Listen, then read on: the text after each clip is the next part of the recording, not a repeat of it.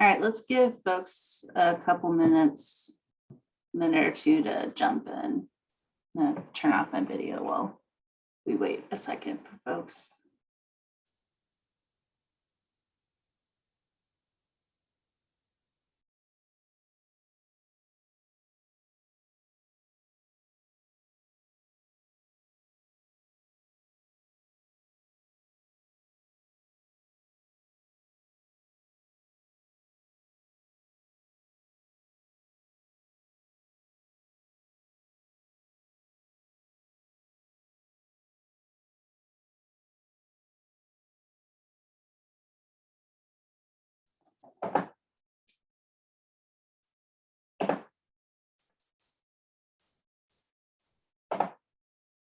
All right.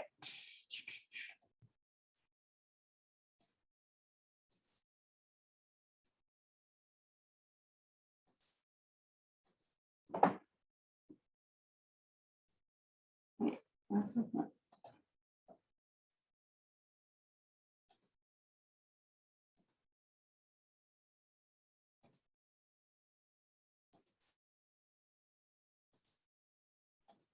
Okay.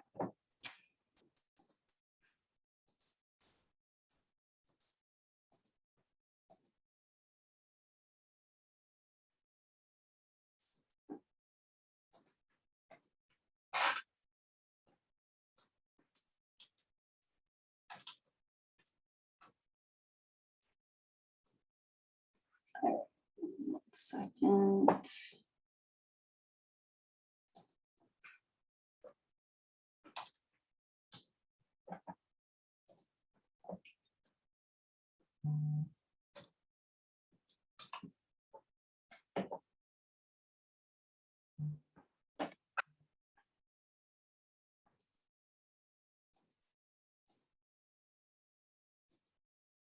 All right.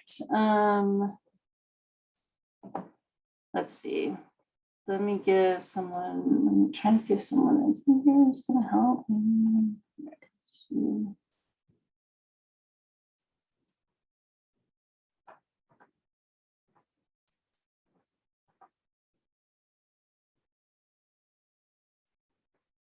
All right, let's give folks like 1 more second / let me finish eating my lunch really quick.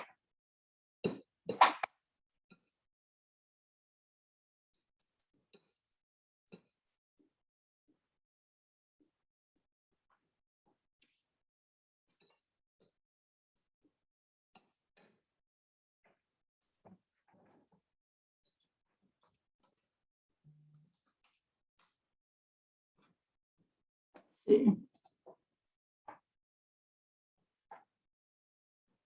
All right. I'll give people 1 more minute.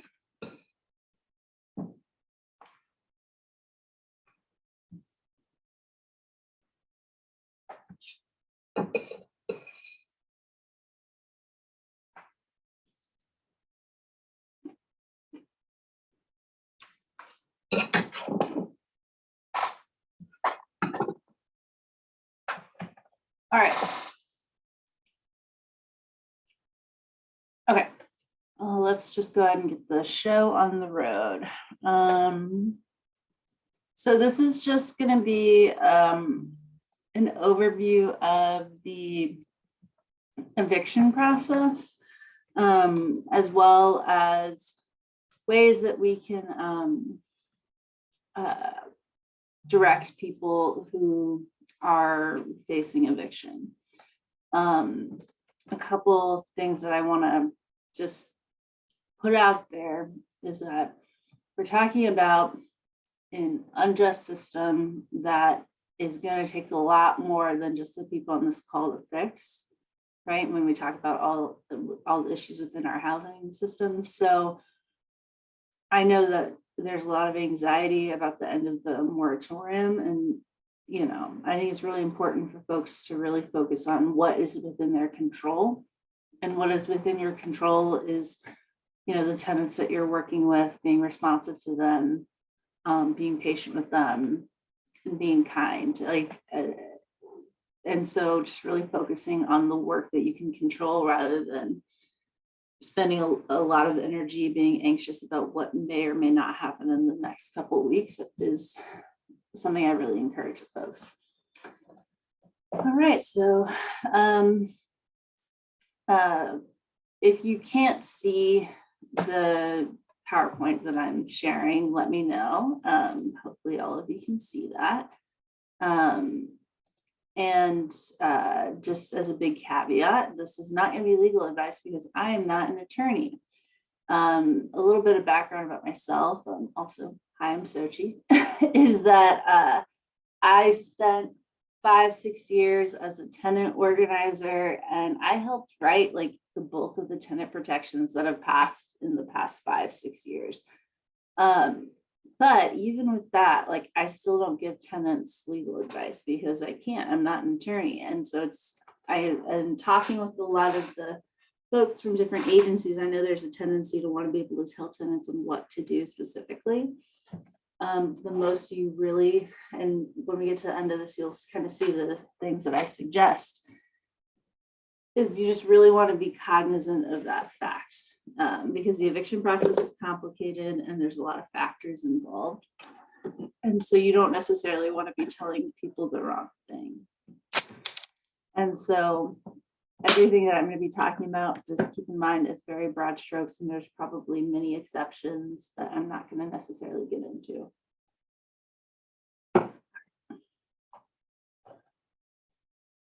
Okay, so now I'm going to talk briefly just about the eviction process. Oh, and for questions, put them in the Q&A, the question and answer function, and I'm not going to look at those until I'm done presenting. And so if you can just hold off on asking those questions until I'm done, that would be ideal. All right, so eviction process. So there's a couple just general basic principles, right?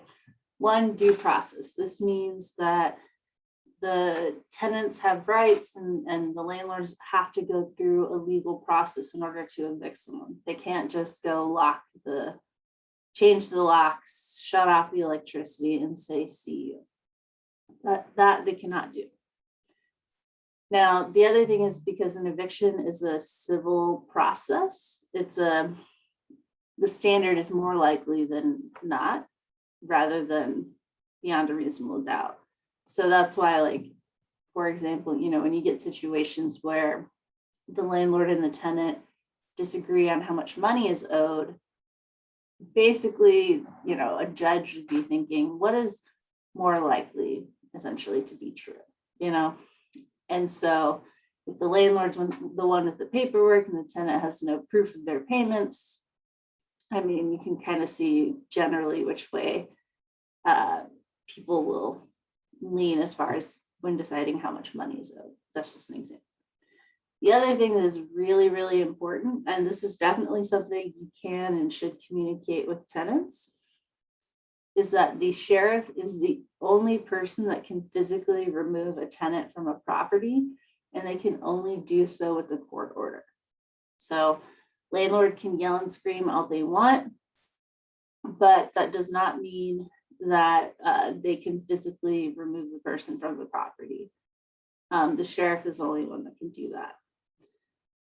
So that's just important to know as well. Okay. And the process for how an eviction happens, it's governed by state law. And in 2019, there was a pretty big overhaul to the process. And that went into effect about 8 months before COVID. So it wouldn't surprise me if there are landlords who do not know about the updates that have happened. And there are several cities that have further local protections regarding evictions. And they differ in various ways. Seattle, Auburn, Burien, Federal Way. Also, there's some federal law impacts depending on the situation. So housing authority tenants, they have a grievance process they go through before, I'm not sure if it's called grievance. They have essentially like a process they can go through prior to even any of the court stuff. Tenants can try to get ADA, meaning Americans with Disabilities Act accommodations. The CARES Act requires federally backed properties, meaning any properties that have a mortgage that's backed by the federal government or some things like that. They have to give a 30-day notice instead of the 14-day notice for pay or vacate and things like that. So that also adds a layer of complexity. But all this to say is that the eviction process is not immediate, and it generally is going to take at least 5 weeks with various avenues to get away from the eviction, so long as the tenant responds to the court paperwork. And I will also note these eviction protections that I mentioned up here, I'm not talking about moratoriums. I'm talking about just various like federal way. There was an initiative that passed the federal way that in 2019 that gave residents just cause protections. So separate from moratoriums. I'm just mentioning this more for the understanding of the complexity that exists. All right, so next. All right, so there are some local moratoriums. There are 3 that I am aware of.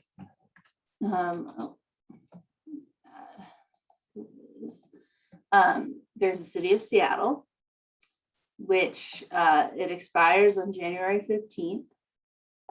And there's the moratorium is on evictions, except for evictions relating to the imminent threat to the health or safety of neighbors, landlords, or household members. Burien has one, again, expires on the 15th, and it's a moratorium on evictions for non-payment, no cause. Kenmore has one that has similar exceptions to the city of Seattle's.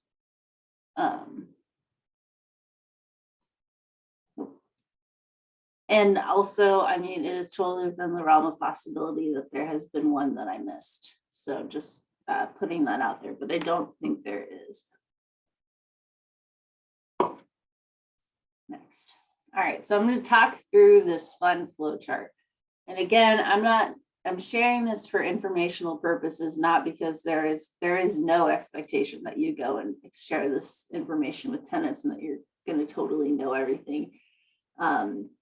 Again, it's just more so that folks can have an understanding about how this is not an immediate process. Okay, so let's say starting next week, the tenant is behind on rent. The first thing, and this is because of a law that passed in response to COVID earlier this year, the landlord must offer a payment plan prior to starting the eviction process.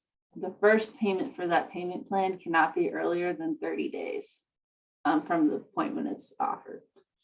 The payments can't exceed 1/3 month's rent, and the tenant has 14 days to accept the offer. And if the tenant doesn't, the landlord can go ahead and serve an eviction notice. So let's say the landlord goes through, offers the payment plan, tenant accepts. You know, the tenant has just bought themselves a month, right? Because the landlord can't take any action until they, and we're all talking about non-payment cases, not talking about all of the other possible reasons for eviction. But yeah, the tenant has essentially bought themselves a month. But let's say tenant agrees to payment plan, but the tenant's late on the first payment plan payment. The landlord can serve an eviction notice, which is 14 days. It used to be 3 days, but now it's 14. And again, as I mentioned earlier, if it's federally backed, it has to be 30 days notice. I have seen estimates that about half of the country would meet that definition of being federally backed, but it's, you know, not necessarily the easiest to figure out. But if it is, they have to give 30-day notice. And then also they have to give notice of an eviction resolution program, which also started in response to COVID. And I'll get a little bit more into that in a minute, but essentially that's like a mediation option. And so, and the 14-day notice has some standardized language. So let's say the tenant and the landlord go through the eviction resolution program and they don't come to any resolution, or the tenant doesn't respond to the notice to participate in that mediation. The landlord can serve the tenant the complaint and summons. So this is pretty much the legal paperwork that starts the eviction case. It doesn't need to be filed in court to start that process. Washington's unique in that regard. But if the landlord wants a court date, they have to go ahead and file it in court. Now, and this is not like a for sure thing, this is just something that looking online, this is what it appears, is it appears that the King County Superior Court is capping the unlawful detainers, which is the legal word for the eviction cases, to 14 a day in Seattle and 7 a day in Kent. Now, there's 2 superior courts in King County, one in Seattle, one in Kent. Everything, I believe, south of I-90 goes to Kent. Everything north of I-90 goes to Seattle, the Seattle courthouse. And so this is just based off of the calendaring options landlords have, at least as of now, that's about their only options. So after the tenant is served, they have a week to respond. And a tenant can respond with like something called the notice of appearance, which is essentially being like, hey, I'm gonna appear in this case. That's pretty much all it is. Or an answer, which is like, here's all the reasons why this complaint is wrong, essentially. And here's my defenses, whatever. Tenant basically needs to do one of those things. And if they don't, they default, which defaulting means that the landlord automatically wins. So let's say the tenant responds and the courts can postpone, and again, this is a current order right now. The court can postpone cases for rental that are non-payment of rent for up to 60 days and to try to give the tenants and landlords time to access rental assistance. So let's say they postponed it, but still after all that time period, the tenant still has not caught up on rent, because this is another change that happened in 2019 is tenants can pay even after the notice expires. And the amounts they have to pay change slightly based on how much costs the landlord has incurred at that point. So, but that's basically the tenant can stop the eviction at like any point in this process up until 5 days after the judgment by paying whatever is owed. So let's say we go to the show cause hearing, which is what you call it when you go to one of these hearings. The landlord's like, hey, tenant owes me money and they haven't paid. Well, and again, because of some reforms happened in 2019, judges can consider various factors to stay an eviction, right? Stay meaning like delay or stop. And so what if the tenant, the factors include things like the health and kind of the impact of the eviction on the tenant, the circumstances around why the tenant was late on rent, some things like that. And the judge can be, you know what, it makes a lot more sense if we just give the tenant a payment plan option. And if they don't pay the payment plan, the landlord can go ahead and get that writ of restitution, which is the court order that lets the sheriff remove the tenant from the property. But it's like the payment plan that the judges can order can be up to 3 months. So again, we're talking like if the tenant goes through this entire process and is getting the maximum amount of time in each of these steps, you're talking about multiple months, right? So let's say right here, the judge orders a payment plan. and the tenant defaults on the payment plan, meaning they miss a payment. The landlord can go ahead and get that writ of restitution. But if the tenant pays off the judgment entirely within 5 days of the judgment, they can reinstate the tenancy, meaning they can stay. But if they miss that payment plan and they don't pay and all that stuff, then the sheriff can remove them. Oh, the other thing is that there is a program on the state level called the Tenancy Preservation Program. So if that judge orders that payment plan, the landlord can submit the judgment to the state, and the state will pay it. And technically the tenant will have to pay back the state, but how often the state goes and pushes through that, that's to be seen. Oh, and then the other thing is that if the tenant doesn't go to the hearing, or if they didn't respond, the landlord wins, right? And so the landlord can go ahead and get that writ of restitution. But again, if the tenant has a good reason for why they didn't respond or go to the hearing, the court can grant a stay and basically kind of start some of this process over. So all this to say, oh, and on top of all of this, as I mentioned earlier, there's some federal laws that can come into play that can change this process slightly. There's some local laws that can change this process as well. So this is all a very complicated process that over the past 2-3 years has incurred significant changes. But the main things for tenants to know is that eviction is not immediate, and it's important to respond to any legal paperwork they get. And if they get any legal paperwork, they need to reach out to civil legal aid. All right. And so I'm going to show you what some of these notices are, because I know that many of you are going to be getting called, especially since all the agencies, from my understanding, can serve 25% of the tenants they serve can be people that they have directly that they directly can serve. And a tenant's like, oh my God, my landlord is trying to evict me. They gave me an eviction resolution program notice. I'll show you what this looks like. This is not an eviction notice. So all this is an offer to mediate.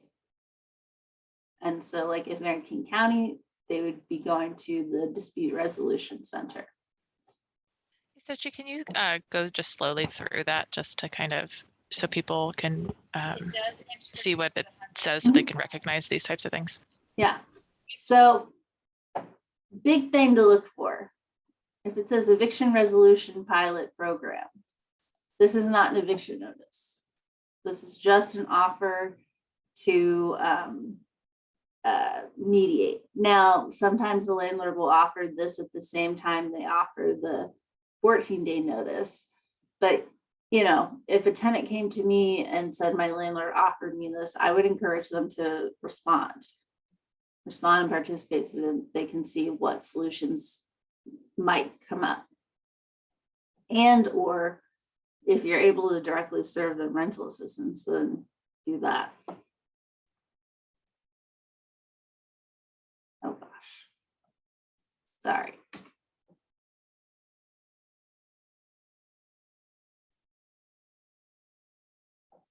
Let me go back to my slideshow. It's raining pretty hard at my house, so I'm not sure if that's messing up with my internet.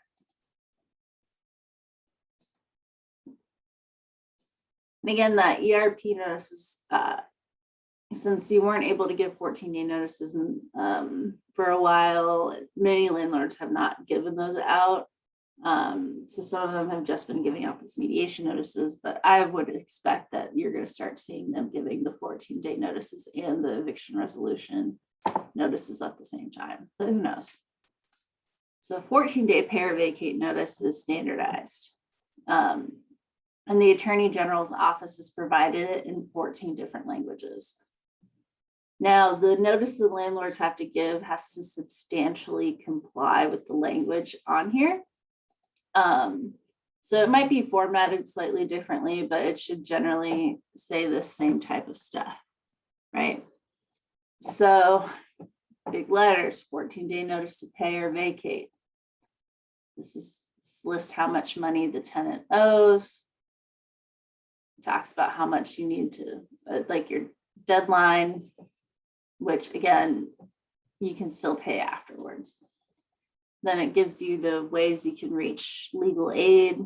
And because this is geared towards the state, it doesn't have all the specific legal aid specifically in King County, but calling these numbers will get you connected to those resources as well.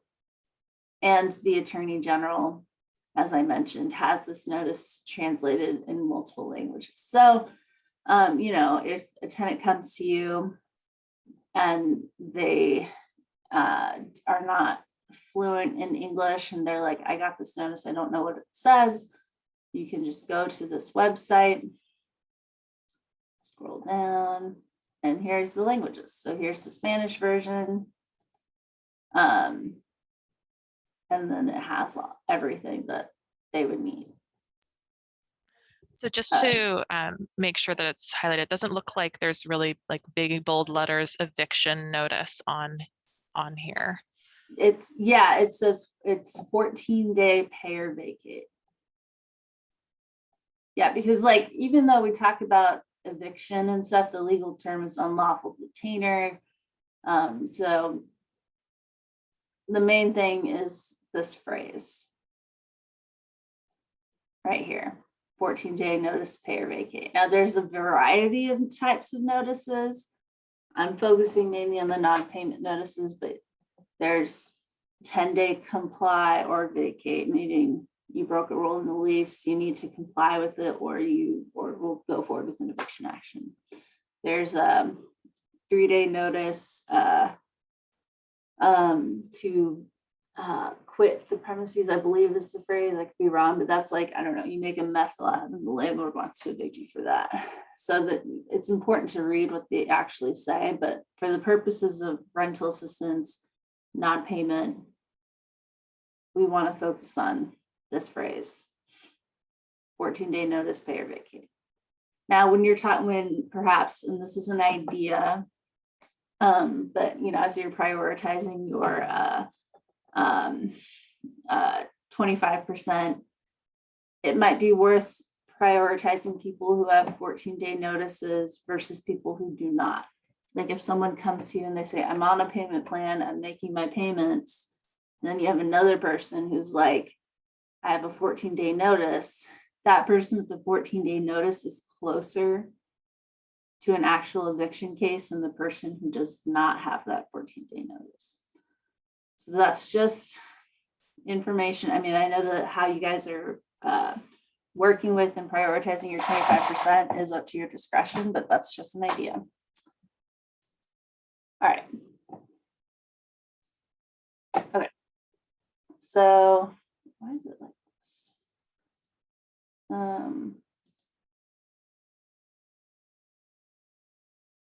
Well, I'm trying to see if it'll be a little bit bigger so you guys can see it a little bit more.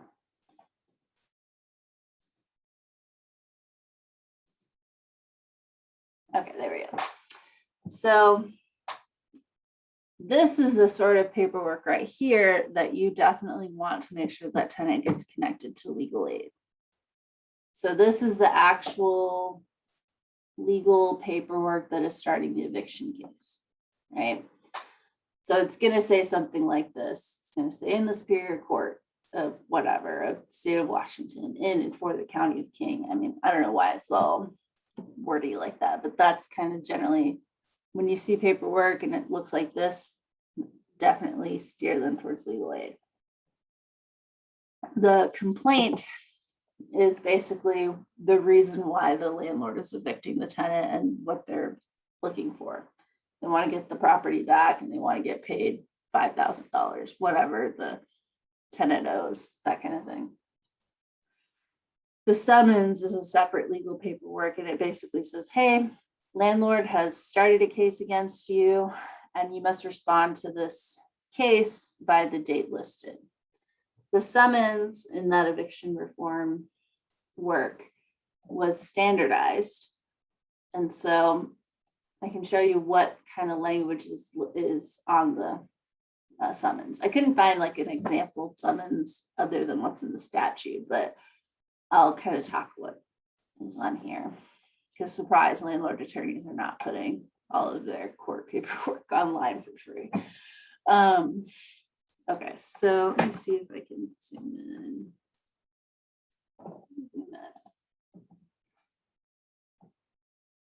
Yeah, there we go. Okay, so this is super important, right? This essentially tells you this date up at the top is like when the tenant needs to respond in writing.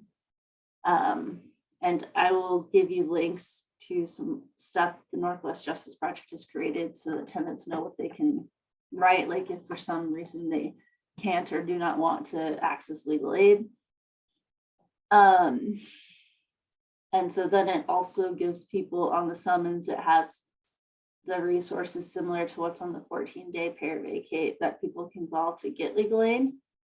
And it explains basically like, hey, this is where you need to respond. This is how you need to respond, things like that. So yeah, it basically looks legal paperwork. Just know that it's definitely something that you should throw to our legal aid friends.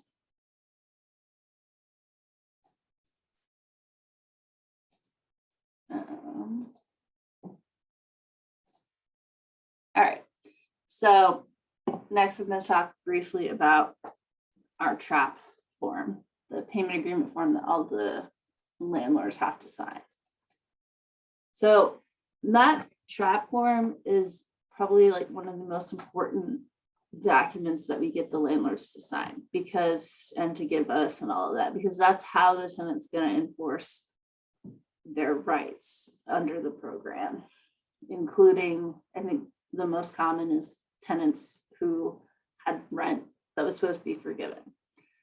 So I remember last year there would be some landlords who would sign the paperwork, cash a check, but then they wouldn't forgive the rent that they were supposed to. And so tenants would reach out and be like, this landlord is not waiving the rent. And so this is an email that I would send the landlords, and I put it on here. We'll send this out so you guys have it. And it's a pretty intense email but it's polite. Where it's like, hey, you made this agreement, you signed this like legally binding, legally enforceable agreement and you agree to these things, fix your ledger and send me a corrected copy. And usually this email that I would send, actually, I can't think of a situation where it didn't get the landlord to correct it. So hopefully this would be enough to get the landlords to fix the agreements that they, or fix the ledgers and so that they align with the agreements that they offer or signed. And, if make sure the TRAP form is uploaded under the documents page, under active documents, so then the tenants can also access the form and download it whenever they need it. So this is just to reemphasize that last point. This is how tenants can then access the TRAP, is if you upload it under documents review tab in the CRM, they'll then be able to go into the portal and access this. Mm-hmm. All right. So next, I'm going to talk a little bit about some negotiation tips for negotiating with landlords. So I think number one, which I probably should have put this on here, is confidence. It's something I learned a long time ago as an organizer, is even if you do not feel confident, fake it. And eventually you will become super confident and cocky and maybe a little overwhelming to people, but you get what you want, right? And so that is like the number one thing, is being confident, and do not be afraid to be pushy and assertive, right? And there's some tips too that you can, even with the way you talk. So like one thing that I noticed when I first started getting into organizing, this many years ago, I had a tendency, the way I talked was, had a lot of up tone at the end of my sentences. So I can't even do it anymore because I've trained it's out of me so much, but I would be like, so will you please sign this agreement? Right. And that turns it more into a question rather than a, will you sign this agreement?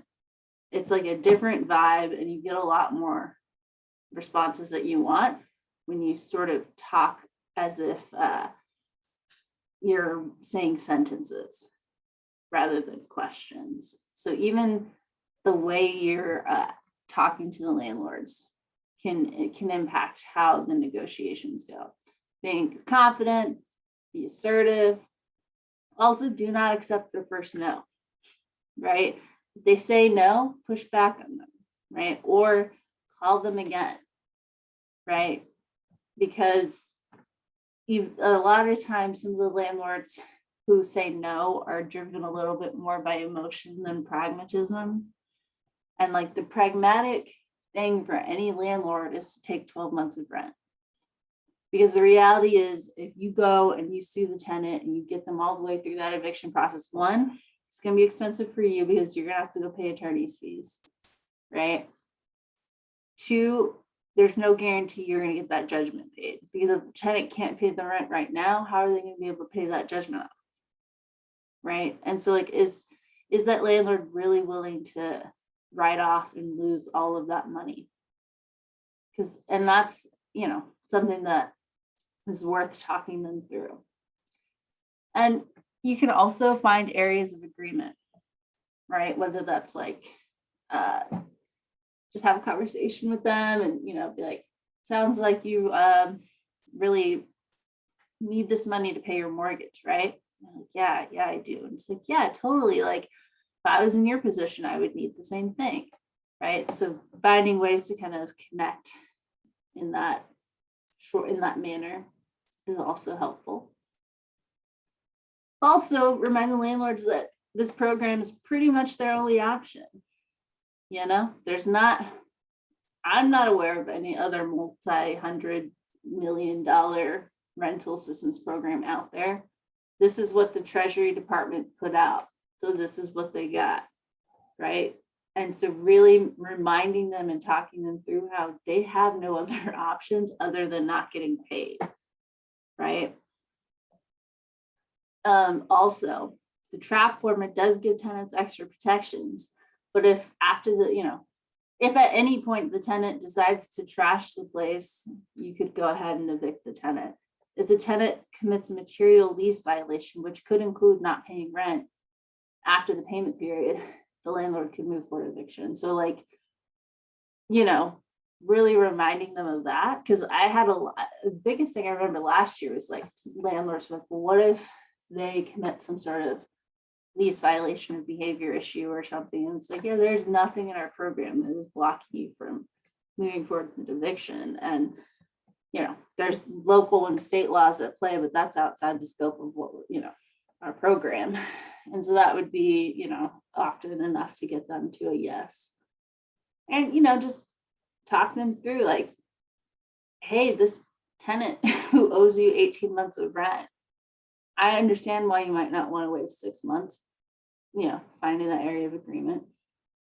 But I'm not aware of other options that you have.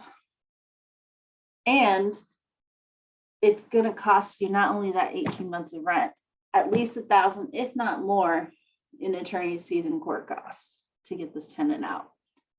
Or you can take this 12 months right now. And then if you have to move forward with eviction in a couple months, that's between you and the tenant and the court system.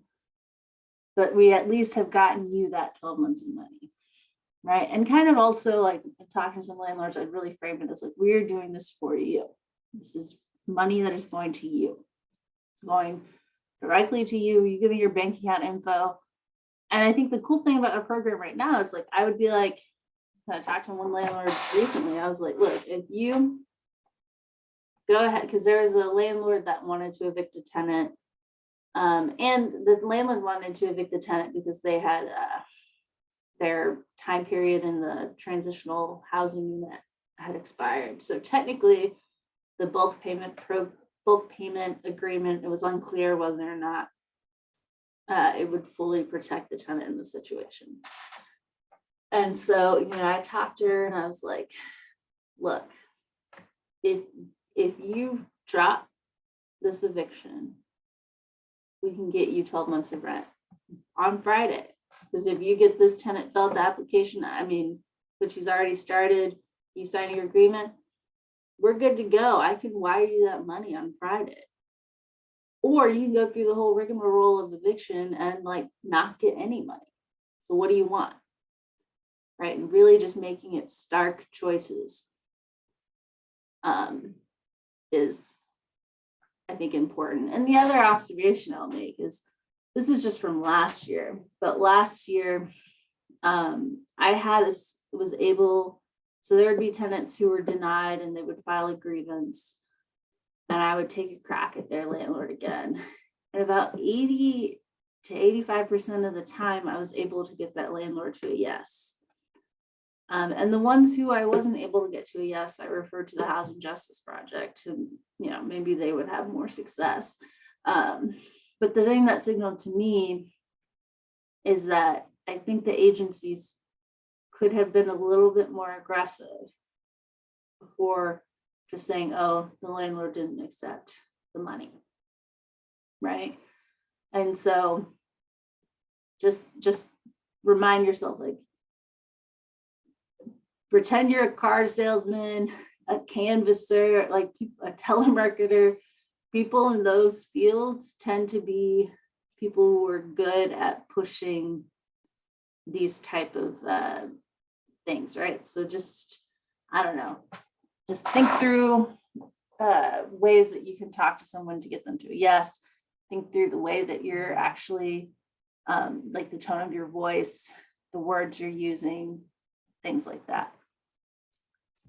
Just real quick, can you, I just want to make sure that we went through number 5 to fully clarify what that bullet point is. It looks like it's an incomplete sentence. We just want to make sure that we covered that in totality. Sorry, I can fix that really quick right now. Thank you.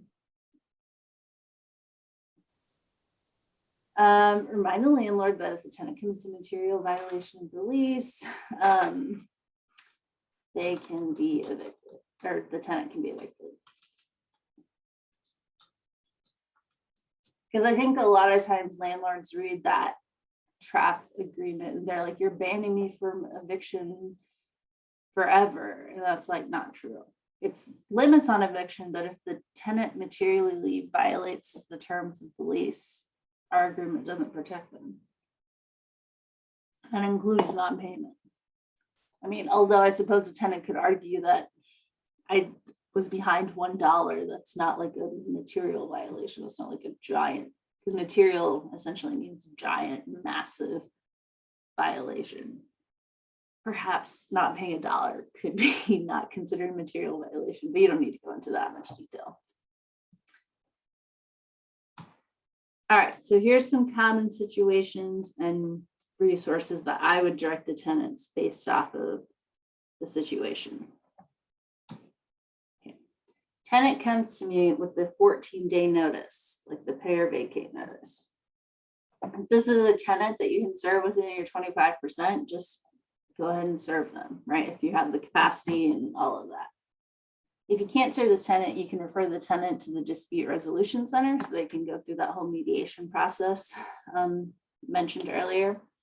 Also, as I had mentioned, a lot of times the landlords are likely going to be giving the 14-day notice and that eviction resolution notice at the same time, right? So you can, if the tenant has that eviction resolution notice, you can tell them to fill it out. Tenant comes to me with summons, complaint, show cause, order, all that sort of fancy legal paperwork. What do you do? Here are some 3, and I'm sure there's more that I missed. As I'm thinking about it, I realized I missed Eastside Legal. So I can add them after this. So here are some different organizations you can refer tenants to. Housing Justice Project, Northwest Justice Project, Tenant Law Center. If there's some other sort of legal question a tenant comes to you with, you can tell them to call 211 and they can direct them to the best legal aid provider, or you can direct tenants to this website called washingtonlawhelp.org. It's run by Northwest Justice Project, and it has a lot of like example letters and steps that tenants can do in various legal situations. And it also has information beyond just housing. So it's a pretty useful website for folks. All right, what if a landlord refuses to accept payment? Again, push really hard. Do not take that first no. It would take a landlord telling me no like 4 or 5 times before I called it on different days, you know? And so sometimes just being a little naggy can be enough to get them to a yes, so they can just stop hearing from you. What if a landlord or a tenant comes to you saying the landlord wasn't paid? Give the tenant or the landlord a copy of the trap form, which again, the tenant can also download it from their documents, as long as you put it in the active documents space. You know, can remind them that it takes up to 14 days to receive payment. If it's been 14 days past the date the system says the landlord is paid, you can contact King County and we can look into it. What if a tenant in a large landlord program is concerned a landlord will evict them? Give the tenant a copy of the bulk payment agreement. So you can go to the VE timeline of the summary page and you can download the agreement and you can give it to them. That bulk landlord agreement, so again, for the large landlord program, basically says, hey, I as a large landlord won't evict anybody from this property for non-payment of rent or no cause until my building is served. So that's and so if the tenant's getting evicted for non-payment, but they should, or I mean, if they're concerned about that, right, just give them that agreement. And you can also direct them to talk to the primary contact that's listed on the VE. Because one of the things we're seeing is, you know, the large landlords who have a lot of really big corporations, right? So we have like Greystar, for example, they're massive. I think they might be national, right? The people I'm talking to are like higher up corporate types. I'm not talking to the individual property managers. So sometimes there can be some miscommunication, misunderstanding between the property managers and the corporate types, right? So you can direct the tenant to contact that primary contact on the VE if they have any questions about the large landlord program. So what if a tenant is actively evicting a tenant in the large landlord program? Let me know and I will get on the phone and get it figured out. So what if a landlord locked the tenant out, meaning like change locks or whatever, shut off the water, electricity, refer the tenant to the Housing Justice Project. If they're in the city of Seattle, they can also call the city because that's something that the city may be able to intervene on. Because that's a massive, massive, massive violation. So here's some resources that you can share with tenants. So this is a guide that explains instructions for tenants, and this was updated in June. So like tells them, you know, how they can respond to when they get the eviction summons and complaints and things like that. It's a pretty useful guide. And then this is that the Washington Law Help, and this has all the resources regarding eviction, and then you can get it in multiple languages right here.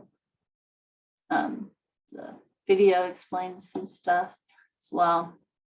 And then if you're working with people in the city of Seattle, because the city of Seattle has multiple tenant protections and all sorts of stuff, you can go to this website and it answers some pretty common questions.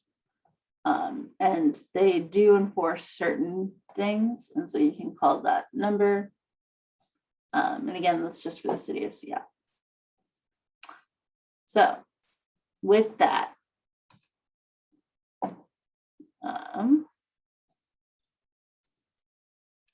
stop sharing. Sochi, can you stop the recording and then we have a bunch of questions, so we'll be able to, maybe we can start a new